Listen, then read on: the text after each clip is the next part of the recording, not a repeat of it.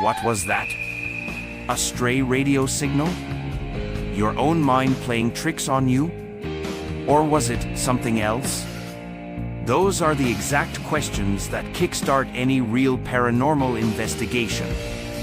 This isn't about jumping at shadows, it's about methodically finding the light switch. This is your first step into a world where history and technology collide to explain the unexplainable. Welcome to the unseen world.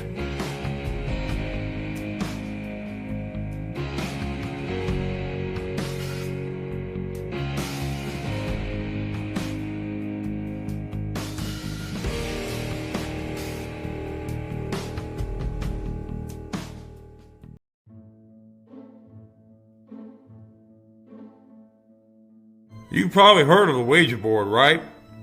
That spooky game that supposedly lets you talk to ghosts? But the Victorians in their obsession with the afterlife went so much further. They didn't just want to spell out messages, they wanted to hear spirits, see them, and get physical proof from the other side. And to do that, they invented a whole range of bizarre and forgotten technologies, from trumpets that amplified ghostly voices to special cabinets that seemed to manifest spirits on command. And today, we're going beyond Ouija to explore the lost seance tech of the Victorian era. In the 19th century was a time of massive social and industrial change, but it was also a period drenched in grief and a deep fascination with the unknown. And the spiritualist movement exploded, fueled by a powerful desire to connect with loved ones lost to war and disease. This wasn't some fringe belief either. It reached the highest levels of society. And even Queen Victoria herself attended seances after the death of her husband, Prince Albert. And where there's demand, innovation always follows. An entire industry of paranormal technology popped up, promising a direct line to the spirit world. And in this video, we're investigating some of the most fascinating examples.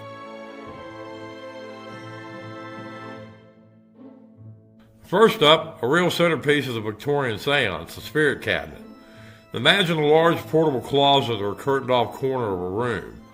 A medium would step inside, sometimes being tied to a chair to prove they couldn't use their hands. And the curtains would be drawn, and in the dimly lit room, the show would begin. Bells would ring, tambourines would jingle, and ghostly hands might even poke out from between the drapes. And to believers, this was solid proof. The cabinet was seen as a kind of spiritual battery, a place to concentrate psychic energy so spirits could physically manifest. And the darkness and the medium's restraints are supposed to rule out any kind of trickery. But the real magic was all about escape artistry and misdirection. Once the curtains were closed, a skilled medium could slip out of their robe, string a hand to ring a bell or wave a prop. And in some cases, accomplices might even slip through hidden trapdoors in the stage floor to create more supernatural activity. And the cabinet was essentially a stage, giving the medium a private space where they had complete control over the audience's experiences. Long before the Ouija board, the most common way to get a message was simply by using the furniture. And table tipping or table turning was one of the earliest and most common seance phenomena.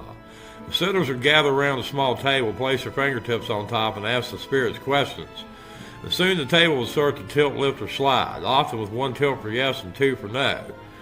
And the more advanced version of this was spirit rapping. This practice became a sensation thanks to the Fox sisters, who in 1848 claimed that spirits in their home were communicating through a series of knocks. And in a seance, the medium would recite the alphabet, and the table would rap when the correct letter was reached, slowly spelling out a message. So were ghosts really pushing the furniture around? Well, the great scientist Michael Faraday had a different theory, the idiometer effect. And this is the same psychological principle that makes a Ouija set seem to move on its own. And it's the power of suggestion causing people to make tiny unconscious muscle movements. And when a whole group of people expects a table to move, their combined involuntary pushes are more than enough to make it tilt and slide. And it was a shared delusion made all the more powerful by the spooky atmosphere of the seance room. And if you enjoy this look into the hidden history of the paranormal, consider subscribing for more deep dives into forgotten mysteries. The spelling out messages with table raps was, well, slow. And for spirits who had more to say, mediums offered a faster technology, The spirit trumpet. These are typically skinny cones, sometimes made of tin or even cardboard, and they were said to amplify the whispers of the dead. The trumpet would be placed in the center of the table, and in the darkness, it would seem to float around the room while disembodied voices, whistles, or other sounds would come from it. And the effect was stunning, making it seem like a spirit was flying around the room and speaking directly to the sitters. And of course, this too was a trick. The medium could hide a lightweight collapsible trumpet on their person. And in the dark, they could easily extend it, lift it with a hidden rod, and use ventriloquism or simply whisper into it to create ghostly voices. And some trumpets even had luminous rings on the end, making their levitation in the dark all the more convincing. From elaborate cabinets to simple tilting tables and talking trumpets, Victorian seance tech was a masterclass in psychology and stage magic. These devices weren't just about fooling people. They were born from a genuine, widespread desperation to find comfort and connection in a world filled with loss. And the line between belief and deception was often blurry, and some mediums probably even believed in their own performances. And while investigators and magicians eventually exposed most of these methods, these forgotten technologies tell a fascinating story of human ingenuity and our eternal curiosity about what lies on the other side. And if you enjoyed this video, be sure to like and subscribe for more journeys into the strange and forgotten corners of history. And thanks for watching.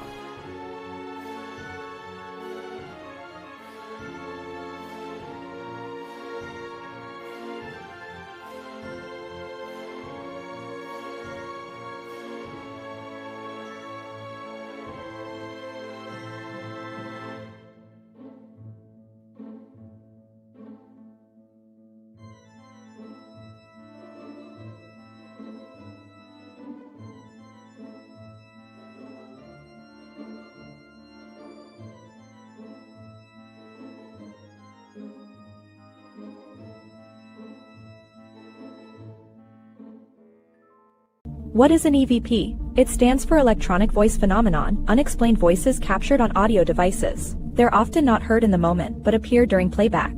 Some believe they are voices from spirits.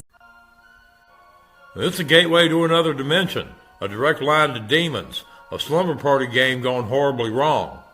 You've seen the movies, you've heard the stories, but what if the true origin of the Ouija board has nothing to do with spirits and everything to do with businessmen cashing in on a national obsession? The real story is far stranger than any ghost story. To understand how this piece of cardboard became so feared, we need to go back to a time when America was obsessed with talking to the dead. Picture this, it's the mid-19th century. The American Civil War has left hundreds of thousands of families grieving. Amidst this overwhelming loss, a movement exploded, spiritualism. The idea that you could talk to the spirits of the dead wasn't a fringe belief for a nation in mourning, it was a genuine source of comfort. And people flocked to seances, desperate for one last connection. Mediums like the Fox sisters became celebrities, claiming to hear spirits rapping on walls. But these sessions were slow and expensive. People wanted a direct line to the other side, a do-it-yourself method for contacting spirits. And the market was ripe for an invention that could put the power of the seance into anyone's hands. The idea of using a tool to get messages from spirits wasn't new. But in 19th century America, homemade talking boards started popping up. And by 1886, newspapers reported on a new craze in spiritualist communities in Ohio, a board with letters and a pointer to spell out messages. It was a simple, genius solution. And that's when a fertilizer salesman named Charles Kennard read these reports and didn't just see a spiritual tool, he saw dollar signs.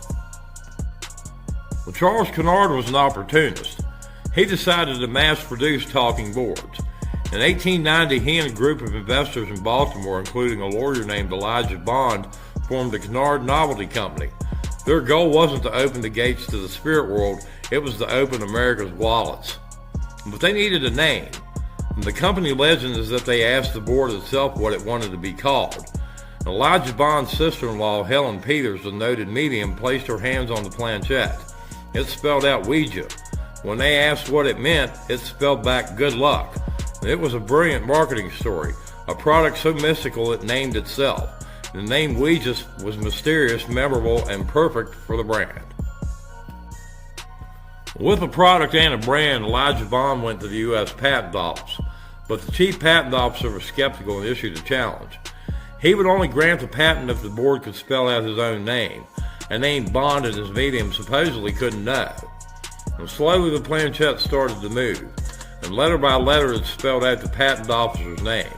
And the legend says the officer visibly shaken approved the patent on the spot.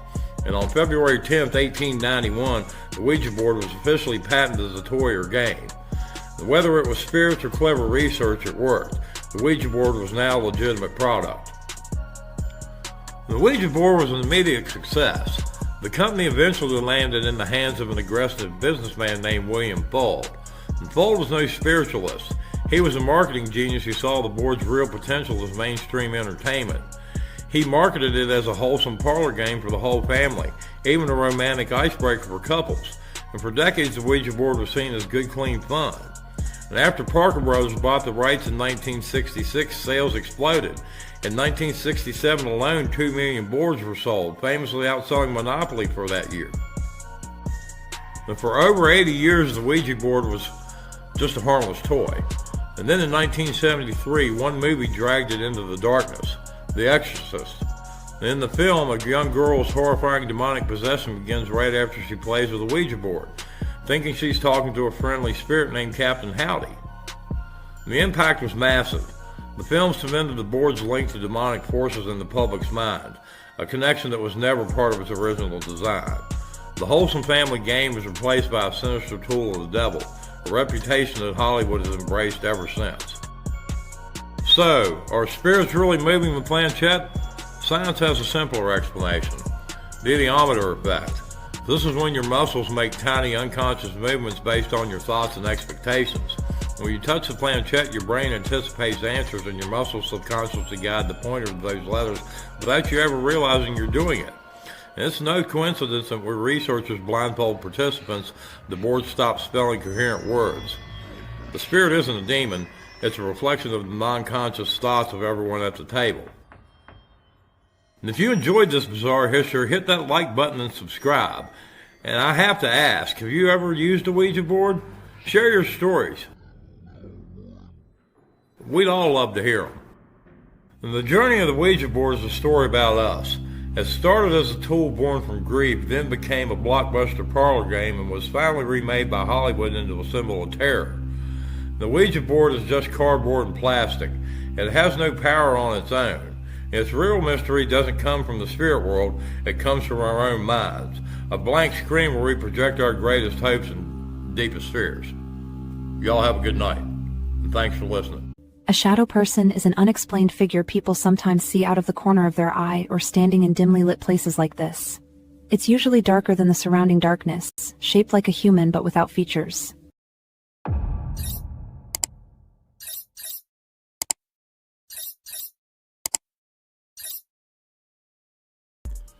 For thousands of years, we've told ghost stories, but our methods for finding spirits have evolved from sacred rituals to appease the dead to an industry trying to prove an afterlife with science.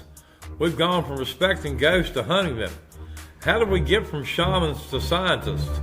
This is the evolution of the ghost hunt. Ghost hunting began with ritual. In ancient cultures, spirits were real, and the goal was to solve a problem, not collect evidence. The Roman author Pliny the Younger wrote of a philosopher in a haunted Athens house. He calmly followed the chained ghost, and where it vanished, workers dug up a skeleton in chains. And after a proper burial, the haunting stopped. For centuries, this was the model. The ghost had a reason, and the living had a job to do. In the mid-19th century, everything changed. New technology like the telegraph made people wonder if messages could cross the veil of death.